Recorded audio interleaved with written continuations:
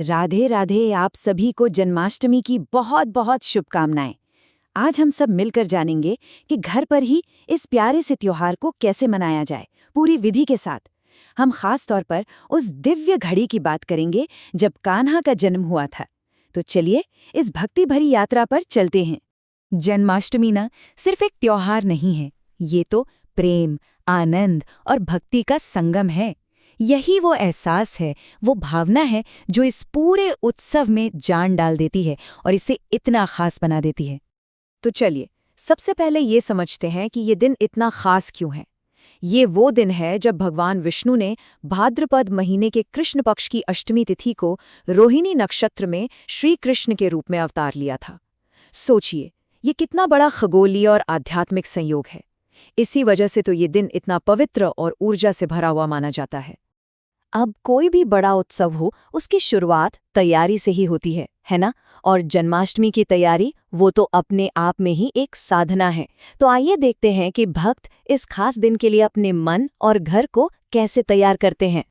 ये तैयारी ना दो बहुत ही सुंदर तरीकों से होती है।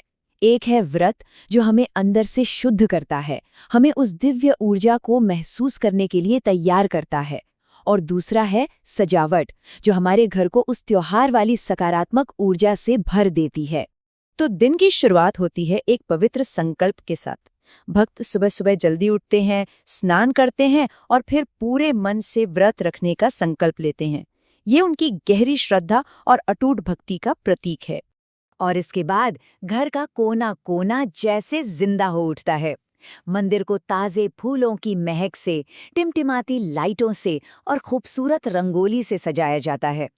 और हाँ, सबसे खास तैयारी होती है नन्हे कान्हा के लिए एक प्यारा सा पालना सजाना, एक झूला जो उनके आने का इंतजार कर रहा हो।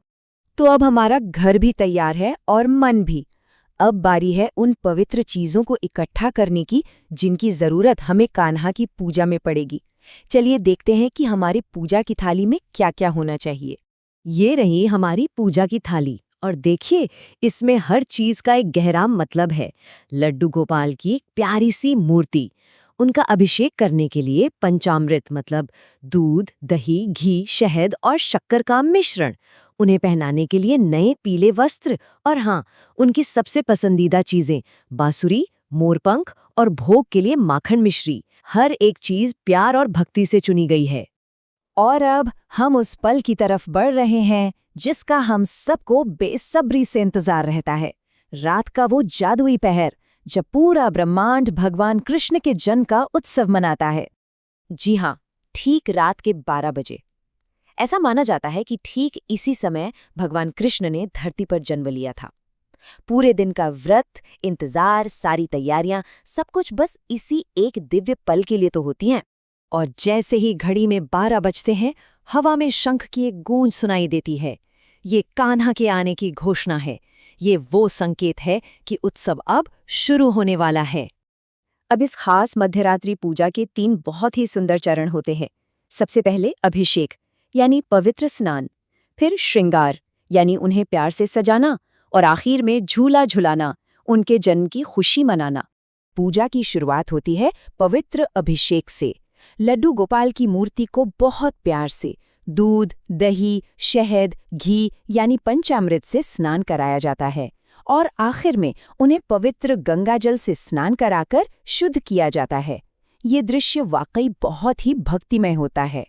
स्नान के बाद अब बारी है नन्हे कान्हा के श्रृंगार की। उन्हें सुंदर नए पीले कपड़े पहनाए जाते हैं। फिर एक मुकुट, मोरपंख और उनकी प्यारी सी बांसुरी से उनका रूप पूरा किया जाता है। सच कहूं तो वो मन मोह लेते हैं। अब इतने सुंदर सज धज के बाद कान्हा को प्यार से झूले में बैठाया जाता है, और फिर भक्त बड़े ही प्यार और दुलार से उस पालने को झुलाते हैं, ठीक वैसे ही जैसे एक नए जन्मे बच्चे को झुलाया जाता है। ये जो पल होता है ना, ये पूरे उत्सव का सबसे भावुक और दिल को छू लेने वाला पल होता है। ये वो समय है जो भक्तों का सारा प्यार, सारी खुशी और भक्ति सब एक साथ मिलकर एक ऐसी दिव्य ऊर्जा बनाते हैं जो पूरे माहौल को आनंद से भर देती है। अच्छा, जन्म के इस खुशी भरे उत्सव के बाद अब हम पूजा के आखिरी पड़ाव की ओर चलते हैं।